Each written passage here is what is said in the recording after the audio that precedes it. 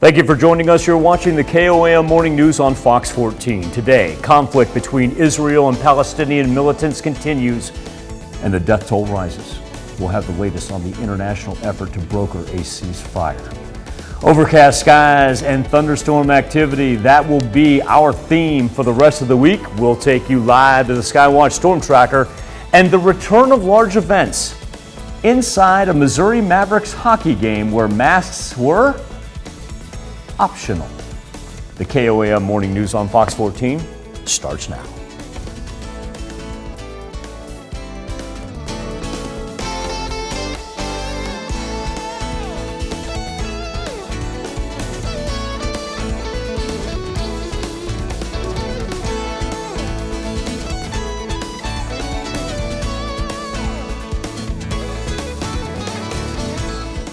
Thank you all for joining us for the KOAM Morning News on Fox 14. I'm Michael Hayslip. Find ourselves turning the clock to 7:01, and we are going to be all consumed with rain and thunderstorm activity for the duration of our week. We are starting to break up a little bit, especially for the central and western portions of the four states, but we're still clinging to rain throughout the east part of southwest Missouri with very, very heavy rain up to the north right there, as well as a pattern that's in between Mount Vernon and Monette. So far, we've been able to stay out of the fray of any lightning. No watches, no warnings, not even any flood advisories for us for the time being. That's going to be subject to change here by the time we get to the middle of the week.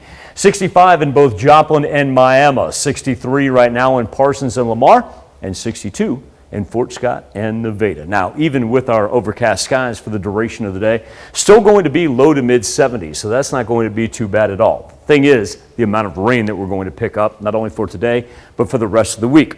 By the time we get to the afternoon hours, we see it more of a scattered variety, not coming down very hard, just kind of hit or miss, if you will. And then it looks like we're going to get a nice little break, but we're far from over, because all that Gulf moisture down to the south is just going to continue to filter south to north, back and forth. And we're going to get some very heavy rain, not only on Tuesday, but Wednesday and Thursday as well, as it just continues to roll in. So that's why I say right now, we don't have any watches, warnings, or advisories, but that's going to be different because by the time we get to Friday, we're going to be talking about 4 to 6 inches. Just got a update from Dr. Wayne Gilmore, and Dr. Gilmore telling me he's got 2.2 inches in the rain gauge already. So you continue to add that in, and it gives you an idea of where we're going. Now our temperatures, well, that's not too bad at all, but we also know that the warmth brings added instability, which increases that risk for high winds and hail. As of right now, we will stay in the minimal level of the severe thunderstorm risk map. The death toll continues to rise in the Middle East amid renewed hostilities between Israel and Hamas. Early this morning in Gaza, Israel's Air Force carried out airstrikes on what it says are Hamas commanders' homes. More than 190 people have been killed there so far, dozens of them children, according to the Palestinian Ministry of Health. Meanwhile, Israel's defense forces say thousands of rockets have been fired from Gaza into Israel in the past week, targeting multiple cities and killing at least 10 Israelis. More than 25 U.S. senators released a joint statement calling for an immediate ceasefire. Law enforcement agencies say they rescued 9 human trafficking victims and 2 children during an operation at a Missouri hotel. Missouri Attorney General's office said in a news release over the weekend that it happened Friday night at the Holiday Inn East Hotel in Columbia, and 2 suspects were also detained. Agencies included Columbia PD, Boone County Sheriff's Department, and Missouri State Highway Patrol. Law enforcement authorities releasing very few details, citing the ongoing investigation. One person is dead after a vehicle slams into a tree in the Kansas City area with enough force to split the car in 2. Crash happened Sunday morning along Shawnee Mission Parkway near 55th Street in Fairway, Kansas. Johnson County Sheriff's Department said that because of excessive speeds, the vehicle appears to have split in half after it struck a tree on the side of the road. The driver died in the crash, named not released. Crash remains under investigation. A man is dead following a 3-vehicle crash in Newton County on Friday. It happened just after 4 o'clock in the afternoon on Highway 43, 5 miles north of Seneca. According to the Missouri Highway Patrol, One car had stopped to make a left-hand turn when a car driven by 55-year-old William Brown of Wyandotte, Oklahoma, rear-ended the stopped car. Brown's car then crossed the center line and hit another vehicle. William Brown was pronounced dead at the scene. The two other drivers were not seriously injured. Circus was back in town in Webb City, Missouri, but not everyone excited about it. You had lots of people lined up to check out the Tarzan Zerbini circus, and also animal rights activists who were opposed to the circus having animals. Those animal rights activists protested outside the event, spreading their message to circus goers, with one activist saying he wants people to think about it from the animal's perspective. People to see what is behind the scenes of circuses and just look at the animals from their perspective. You know, we have grown up in a society where animals are seen as property, food, and commodities first. In response to the protest, the circus ringmaster, Joseph Bauer, says the belief that the animals are harmed or treated poorly in any way is a misconception. Just got a little bit easier to vote in the state of Oklahoma. Governor Kevin Stitt signing a bill that adds a day of early voting and makes changes to ensure mail-in ballots are received in time to be counted. This move follows the 2020 election, where just 55% of eligible voters in the state casted a ballot. That happens to be the lowest percentage in the country. State Republican leaders say by easing access to the ballot, they hope to increase turnout. Missouri lawmakers pass a measure that could let people buy alcohol at more times and in more ways. A bill, given final approval, would make permanent a special pandemic-era policy that allows restaurants to sell carry-out drinks as long as they're sold with food and come in sealed containers. Now, there's also another provision that would repeal a prohibition on the sale of alcoholic drinks before 9 a.m. on Sundays. Instead, Sundays would be no different than other days, with alcohol sales allowed between 6 a.m. and then 1:30 a.m. the next morning. If you put off filing your taxes, today's the last day to do so if you don't want to incur a penalty. IRS giving extra time to accommodate a slew of tax law changes because of the coronavirus pandemic. So far, IRS has processed about 116 million returns, 116 million, and issued 84 million refunds. But even with that being said, you still have millions of others that are still awaiting their refunds.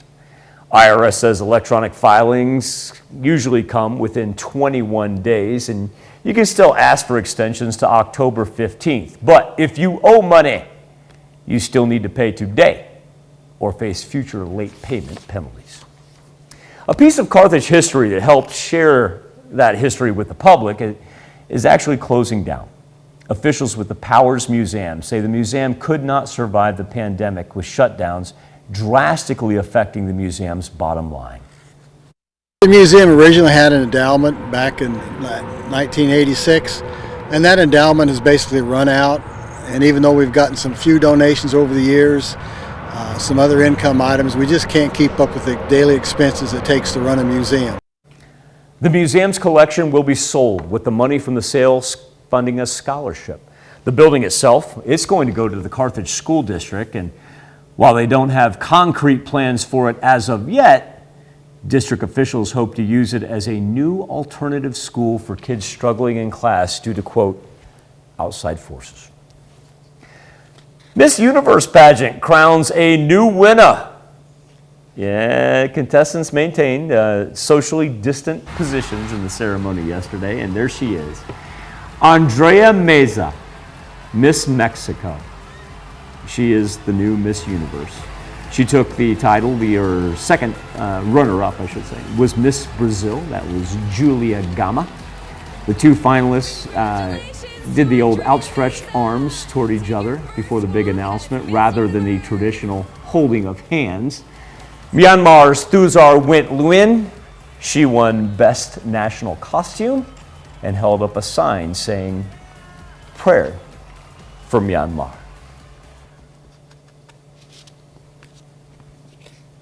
didn't know where you wanted to go, Dylan. I mean, I was with you. I wanted to go Skywatch Storm Tracker too, my man.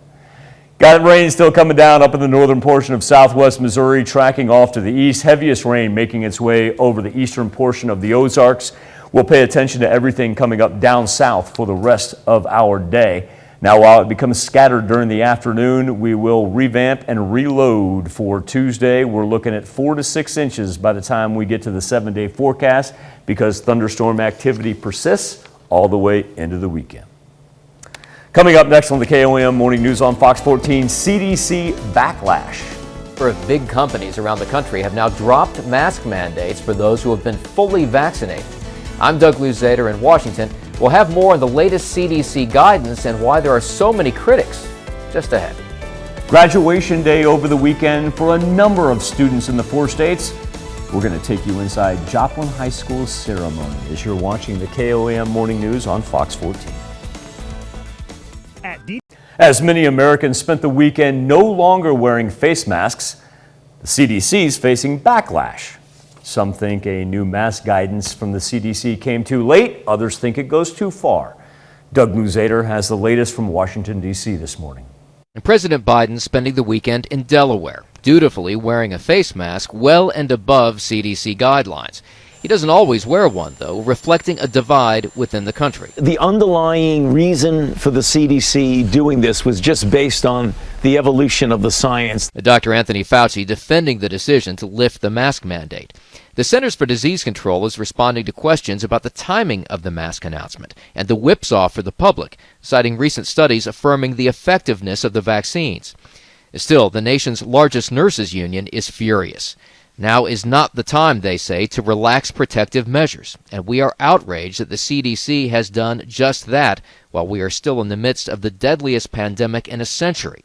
The CDC director admitted that the messaging has been difficult. I can tell you it certainly would have been easier if the science had evolved a week earlier. A number of national retailers and companies, though, are already acting, from Walmart and Costco to Disney, dropping mask requirements for those who have been vaccinated. Many Americans, though, are reluctant, still choosing to wear their masks despite what the CDC may say.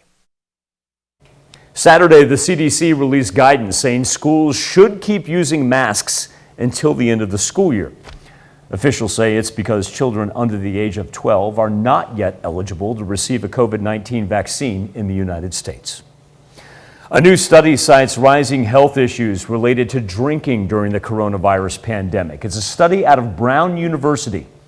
It says drinking spiked heavily during the pandemic as many people sought to cope, and those spikes gave rise to more alcohol-related disease issues.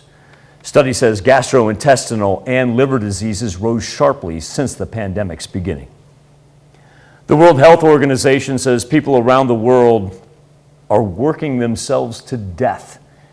The WHO says working long hours is killing hundreds of thousands of people a year, and the trend is actually getting worse. The first global study of the loss of life associated with longer working hours found worldwide 745,000 people died from stroke and heart disease associated with long working hours. Those numbers originated back in 2016. We found working 55 or more hours per week increased risk of dying of ischemic heart disease by 17% after 10 years. This was based on data from 340,000 participants in 22 cohort study globally. We also found working 55 hours or more per week increased the risk of having a stroke by 35%. The study also found more than 70% of the victims were men who were middle-aged or older. A new study presented at the American College of Cardiology reports that fish oil does not provide benefits to patients with cardiovascular risks. The study enrolled more than 10,000 patients, with half taking prescription-grade fish oil and the other half taking a corn oil-based placebo. The results show there was no benefit in terms of reduced heart attack or stroke in patients taking the fish oil supplements. In fact, the lead author, he says fish oil appears to substantially increase the risk of atrial fibrillation or irregular heartbeat. For that reason, he does not believe taking fish oil supplements is a good recommendation for patients who are at risk of having heart disease. A dinosaur species with an unusual facial feature finally gets a name after nearly a decade of study. Paleontologists in Mexico gave a name to this species of dinosaur that had sort of a duck-billed facial feature. The species now called, okay, here we go, Littopolis Galorum. I think I nailed that. I just think I nailed that. Littopolis Galorum was a group of herbivore dinosaurs known for the bill-shaped beaks. I don't know why we just didn't call it a platypus, to be honest with you. Researchers began investigating the species in 2013 after finding an articulated tail. They also studied its crest, skull, lower and upper jaws, palate and bone fragments, and the fossil remains are believed to be 72 million years old. You can find that story on our website because I'm not going to try to repeat that name again. I did my darndest. That's all I can say. Skywatch Storm Tracker with our thunderstorm activity now progressing out to the eastern portion of our highlighted counties. We will keep all eyes down to the south. But considering what we've already picked up this morning, I got a report from Dr. Wayne Gilmore saying he already had 2.2 inches in his rain gauge over the weekend. I had Joplin Regionals cruising past 3/4 of an inch, going to be easily past an inch here by the time today's over. A little bit right here on the state line, pushing through Osceola and Stockton, up toward my second hometown, as I like to refer to it as, Urbana, Missouri. I love that place. 63 in Pittsburgh, 61 in Monette, and 65 right now in Chanute. So it's comfortable when you walk outside. But this is what we're going to pay attention to all day long. We are going to get a late morning, early afternoon break. I'm not saying squeeze in those softball and baseball tournaments yet. I'm not saying that yet. But you may be able to. Thunderstorm activity persisting all the way into the weekend. We'll be back with more KOM Morning News on Fox 14 right after this. Joplin High School held its 135th graduation ceremony in the school's gymnasium yesterday. Our own Bronte Sarosky spoke with graduating seniors, getting their thoughts on a full graduation after last year's class did not. Joplin High School seniors were able to celebrate a huge milestone Sunday, one that many did not get to fully experience last year. Last year we had a drive-through graduation where kids drove through and they got a charm and a certificate, but then we had a walk-through graduation where kids, one family at a time, or like 6 families at a time, could walk across the stage. I mean, we had, the families could walk in and watch their kids graduate, walk across the stage. So it wasn't like a live, real graduation. Joplin High School's principal says he's excited that they get to have a full ceremony for this year's graduating class. Yeah, I think it means a lot to the kids.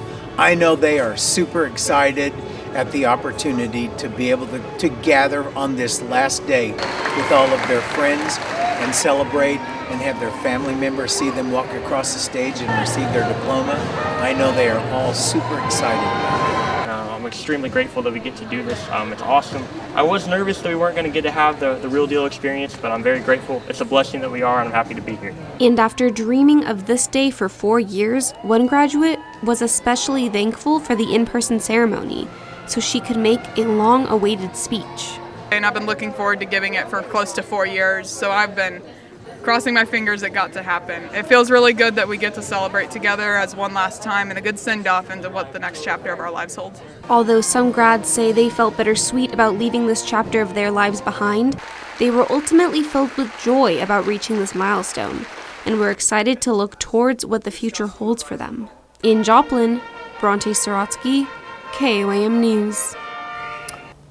Although Joplin High School usually hosts its ceremony at Missouri Southern State University, JAHS had it in their own gym because of COVID-19 restrictions. Now, speaking of Missouri Southern, MSSU hosting its 76th commencement. That happened on Saturday. Now, because of the pandemic, though, still not your traditional graduation, but students still got to walk in a different way.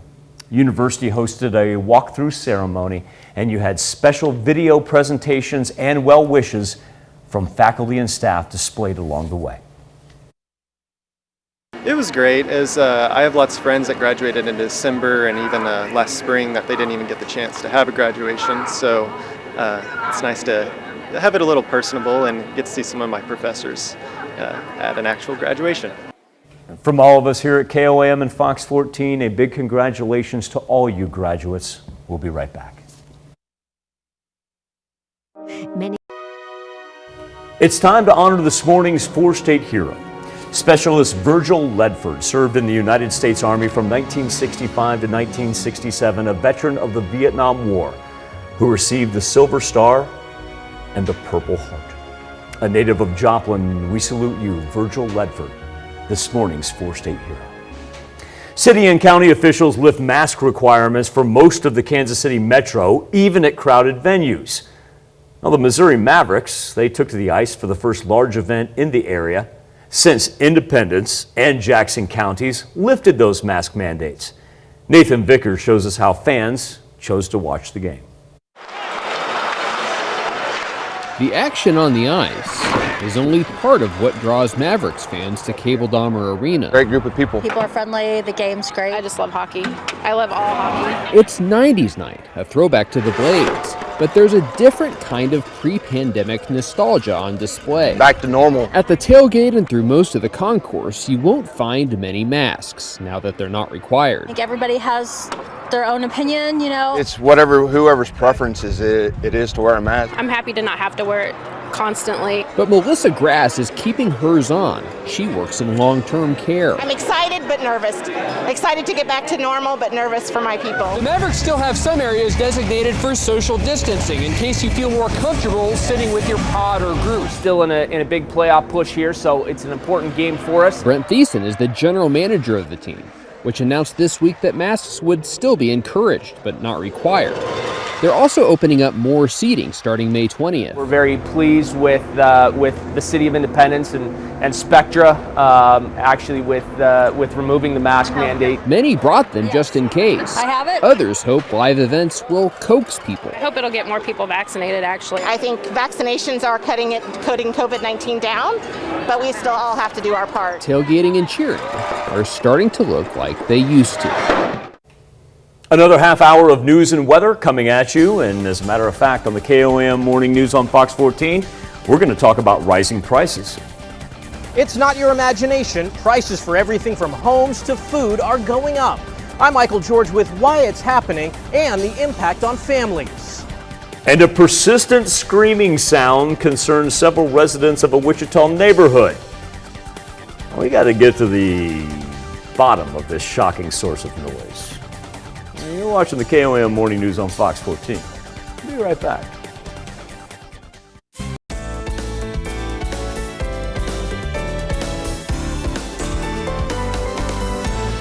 Back to the KOAM Morning News on Fox 14. It is, we'll call it 7:33 here in just a second.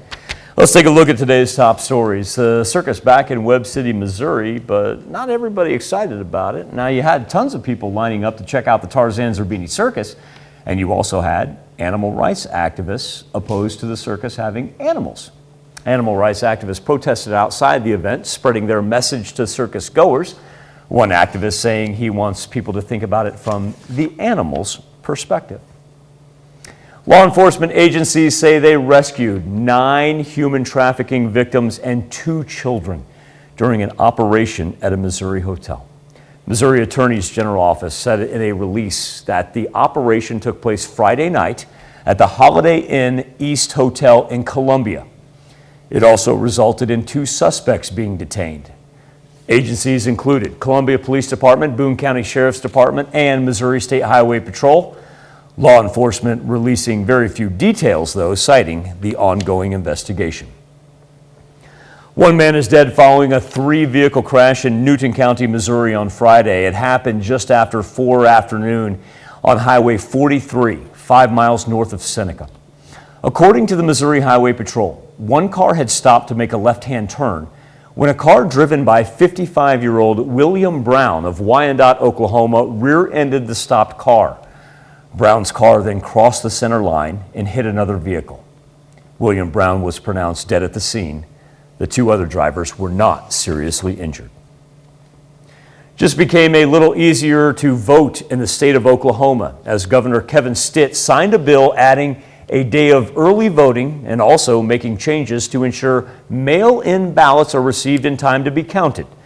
The move follows the 2020 election where just 55% of eligible voters in the Sooner State cast a ballot. That happens to be the lowest in the country. State Republican leaders say by easing access to the ballot, they hope to increase turnout. If you put off filing your taxes, today, last day to do so without incurring a penalty. IRS gave the extra time to accommodate a slew of tax law changes because of the coronavirus pandemic. So far, IRS has processed about 116 million returns and issued 84 million refunds. Now, with that being said, you got millions of other people still awaiting their refunds. IRS says electronic filings and most refunds come within 21 days. You can still ask for extensions to October the 15th, but if you owe, you still need to pay today or face future late payment penalties. Severe floods hitting Salina, Kansas over the weekend and countless families now with no place to live. Water drained from the basement of homes as people tried to salvage what they could. Valerie Lindberger says her daughter asleep in the basement when water rushing through the windows woke her up and the family sprung into action. It's like we were trying to plug the Titanic after hitting the iceberg, and all of a sudden the window just went and the water just came gushing in to the basement. Within minutes, the entire basement filled with water. By 5:30 in the evening, family called emergency crews so they could be evacuated. Now, we've kind of been lucky in the fact that we don't have any watches, warnings, or advisories with our morning rain, but we're a long way from being over. Let's take a look what we got right now. We still got the heavy rain out on the eastern portion of southwest Missouri, right here in between Greenfield and Mount Vernon. We're kind of lucking out as we look to the west and down to the south right there. While we've got the overcast skies, the rain is breaking in some form or fashion. 64 in Carthage, 65 in Miami, and 65 in Chanute. So it's comfortable, but this is going to be our key area for the rest of the day. All eyes down south as the Gulf moisture moves in, going to bring us scattered rain for the afternoon and then additional thunderstorms in time for Tuesday morning. Be back with more KOM Morning News on Fox 14 right after this. Something to talk about this morning on the KOM News Now Facebook page and our morning Insta poll asking what age do you think you will or what age did you retire? Right now, 40% say in between the ages of 56 and 60, 32% 60 to 65, 61 to 65. So take that into consideration. 72% of the respondents of you saying in between 56 and 65. You can make your voice heard by going to komnewsnow.com/vote. Now, despite it being such a different year, many KU students were able to accomplish some incredible things, including some students within the School of Architecture who spent the last year making homes for those in need. Greg Payne with their story. It was a sound many of the KU architecture students were waiting to hear, the sound of a project completed. I mean, it's pretty surreal. In just 12 months, these students, in partnership with the Lawrence Community Shelter, converted 12 storage containers into homes for homeless families. In the closing weeks, everything kind of looked the same, but seeing it come to life and so many people here and enjoying the space, that's really what it's all about. Right now, the Lawrence Community Shelter houses 45 single adults. Because of COVID and the difficulty of social distancing, they stopped sheltering families and moved them into permanent housing and would periodically put them up in hotels. That's really expensive, it's far away, it's hard to support families from a hotel. But this new project will allow them to serve 6 to 12 families right in the backyard of the shelter. And starting next month, families in need will start to move in. At all different places in our community, people really care about ending homelessness. People really want to see people who are experiencing homelessness in Lawrence treated with dignity and respect. And for the KU students, they hope what is happening to help the homeless in Lawrence can jumpstart a movement that goes beyond the city limits. I know the project does way more than I could ever speak on. I wonder, I hope the ripple effect from what we're doing here can kind of spread, further away from Lawrence. These students usually, for their year-end assignment, build one single-family home and sell it on the market. but they decided to do this instead. An incredible group of students that graduated just yesterday. We'll be back with more KOAM Morning News on Fox 14 right after this. Some major retailers are dropping mask requirements for vaccinated shoppers. This all in response to the latest CDC guidelines. Among the names on the list, Costco, Walmart, Sam's Club, Trader Joe's, and Publix. New policy also goes into effect starting today at Starbucks. But customers and employees must still wear masks if required by state or local regulations. Also starting today, Delta Airlines requiring all new hires be vaccinated against coronavirus. Delta, the first major carrier to announce this type of mandate. The airline says if a new hire qualifies for an exemption, they will be accommodated. As for current staff, it is not a requirement. Airbnb hoping more people are going to travel this year. On Thursday, the home sharing business says it lost more than $1 billion with a B, more than $1 billion in its first quarter. Some good news on the horizon for Airbnb as revenue topped the same period in 2019. Company also very optimistic about the rollout of COVID-19 vaccines as it has billions in new bookings. Company a bit concerned about travel restrictions and lockdowns in Europe. That happens to be a key market for summer rentals. For now, it says it's too early to predict if the pace of travel will continue into the second half of the year. Now, even as the economy stumbles back from the pandemic, Americans are suffering the effects on their wallets. Prices, they're higher. We all know that. Food, gas, cars. And if you're building or renovating a home, you already know about the skyrocketing cost of lumber. Reporter George Michael has the story. As shoppers return to their local grocery stores, they're noticing a big change. This is unusually expensive. Prices are rising at the fastest pace in more than a decade. And CBS business analyst Jill Schlesinger says it's not just at the supermarket. It is appliances, it is furniture, it is now airline prices, hotels, rental cars. And gasoline. Prices were elevated even before the temporary shutdown of the nation's largest pipeline. All this starts going on and it's like the toilet paper fiasco all over again. Homeowners hoping to build or remodel have had some of the worst sticker shock of all. Lumber prices have gone up by 400% from a year ago. Why? Because a year ago, sawmills said, we're in the middle of an ice-cold recession. Let's shut down the mills. They shut them down. What did they not expect? For people to say, I want to remodel my house. I need to build an extension. A new survey shows 87% of Americans are concerned about rising expenses. The question now haunting economists is whether these price hikes are a pandemic blip or a sign of a long-term threat to the economy.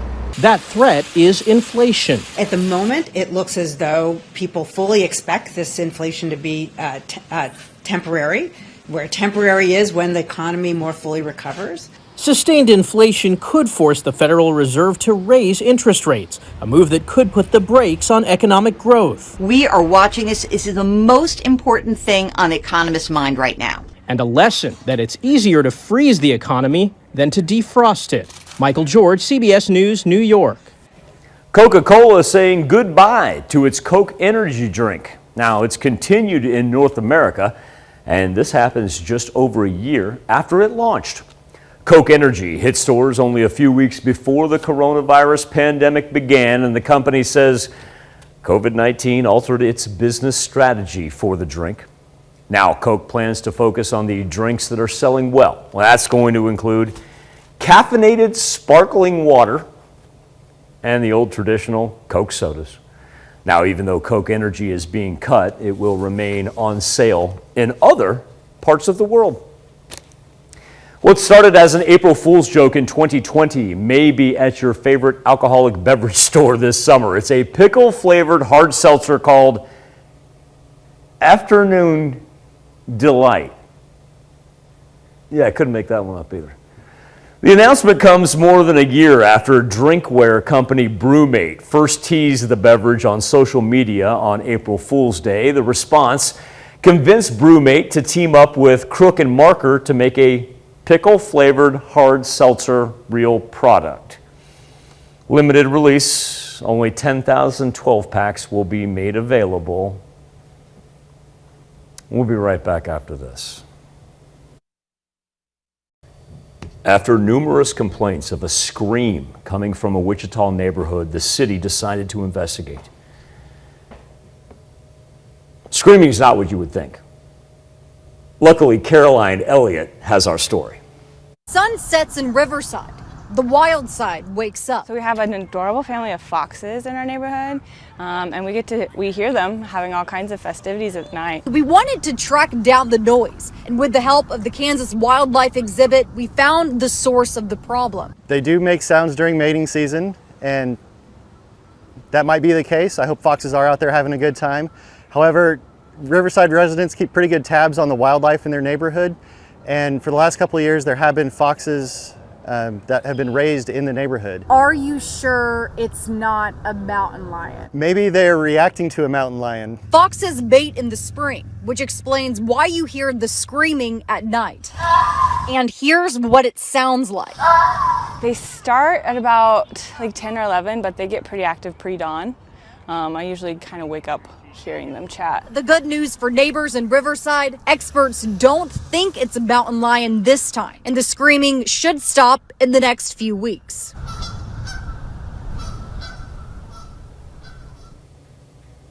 And there you have it, folks. I think we just answered the eternal. So of the eternal questions that exist in our lives, right? Who let the dogs out? What a party at? And what does a fox say? Right? We got one of them answered. There we go. Skywatch Storm Tracker on this Monday morning. We're still getting some heavy rain throughout the eastern portion of southwest Missouri, and now we're beginning to pick up along I-49 in northwest Arkansas. The positive aspect of it all is as we push out to the west and the south, we finally get a little bit of a break. But if we go back in just the past 24 hours alone, focus in there just around the Pittsburgh area. We got 3/4 of an inch in drop, and Pittsburgh now up to 1.7 inches. Drop out by Independence, or in excess of 2.1. Dr. Wayne Gilmore telling me he had 2.2 inches in his rain gauge, and so we're a long way from being over here. Now our temperature is very comfortable. We're in the mid-60s, and our overnight lows and daily highs are going to be tremendous. It's just a matter of escaping flooding concerns, because as we get the counterclockwise motion and the scattered rain for the afternoon, we're going to reload in time for Tuesday morning and work in from south to north with more heavy rain coming at us all the way from Tuesday, and look at this, into Wednesday morning. It's just going to be nonstop. Eventually, while we do not have any watches, warnings, or advisories right now, that is going to change as we're looking at anywhere from 4 to 6 inches by the end of the work week. We'll be back, wrap up this edition of the KOAM Morning News on Fox 14 right after this. Welcome back to the KOAM Morning News on Fox 14. Here's what's happening today. I'm just updating the Skywatch Storm Tracker. Meanwhile, Israeli warplanes are pounding Gaza City with more deadly airstrikes, while Hamas continues to launch rockets targeting civilians across Israel. As the conflict enters a second week, the rising death toll is prompting calls around the world for a ceasefire. In an exclusive interview with CBS's Face the Nation, Israeli Prime Minister Benjamin Netanyahu says there's no clear end in sight to the violence. A new CBS News poll shows a large majority of Republican voters still back former President Donald Trump. The poll finds most GOP voters believe Mr. Trump's widespread false claims that the election was stolen from him, with 2/3 saying President Joe Biden was not the legitimate winner. Over the weekend, a wildfire near Los Angeles forced mandatory evacuations, air tankers battling the blaze in a heavily wooded area that's very difficult for firefighters to reach, and police do suspect arson as the cause. Final look at the Skywatch Storm Tracker, getting a little break from our rain. Now, granted, it's going to be a wet 7-day forecast, but looks like we'll get a little morning reprieve right here. Everything down to the south and northwest Arkansas will continue to push through the north. So the farther west and central portions of the 4 states, that's going to be your break. Everything turns over counterclockwise, however, instead of just moving out. So it will be a scattered variety for the afternoon, breaking during the evening, And then we're going to reload, and we're going to do it again from Tuesday night into Tuesday afternoon in a wet 7-day forecast as chances for thunderstorms persist all the way into the weekend. An oil painting from Pablo Picasso sold big at a New York auction. The portrait of the artist's French lover went for a whopping $103.4 million. 103.4. It was estimated at 55 mil. Experts say the piece is a standout for the iconic artist, the auction marking the 5th work by Picasso to have sold for more than $100 million. Mom, I apologize. I could only do stick figures. Thanks for letting us put the good in your morning. Back with more news and weather when we see you at noon. Have a great morning. Be safe and an even better day.